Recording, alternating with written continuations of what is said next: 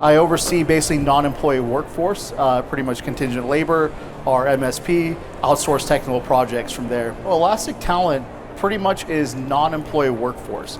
Anything that's outside of your full-time employees, it would be your contractors, your vendors, anything that is related to non-employee basically. And I can unpack a bit more.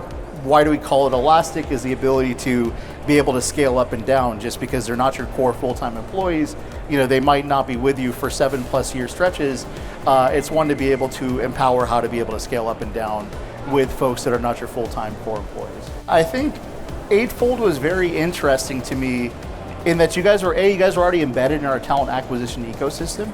It was one where before I came into it, I didn't have a lot of exposure into the platform in itself, but as I was getting more experience into it, the AI benefits of it, and just more so that this is a new product that you guys are launching, I thought, okay, this would be very interesting to be able to see, is there something that we can do here from a direct sourcing standpoint to be able to leverage our own brand that we could really utilize Eightfold from there. I think the big interesting point for us is that I fundamentally feel that recruiting is a very inefficient process.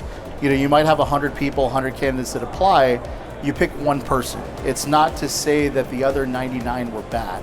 To be able to, find a place for some of these silver medalists, these bronze medalists, because there's good talent out there that, we can't always hire for a full-time employee, but maybe there's an opportunity in a flex model. Maybe this rock star marketing person doesn't want to be a full-time employee for us, but maybe they want to help with a branding initiative with The Weeknd and Justin Bieber and to be on a special project with us. And that's the ticket that gets us greater talent than the person that doesn't want to be full-time with us, right? How are we re-engaging folks that maybe they applied into it? And I think also the Eightfold AI piece of it, it's one where it's always constantly updating our prior database of like, hey, maybe this person might have changed a different career trajectory and that maybe it's not that silver medalist, maybe it was that 99th person that technically grew their career. And if you sort of re-engage them again, it'll be very interesting to be like, oh wow, Dolby reached back out to me. I think it's one where we want to be able to look at it from a total talent management workflow, right?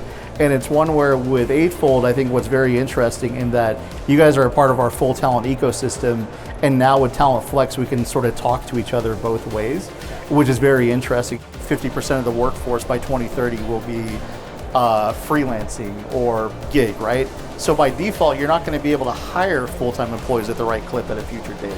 So I think in general, when you're leveraging these type of things and being strategic about it, because same thing that you mentioned, the archaic ones, what works today shouldn't work as well 5 years from now. And if you're using the same toolkit that you had 5 years from now, you're not really moving the needle forward from there.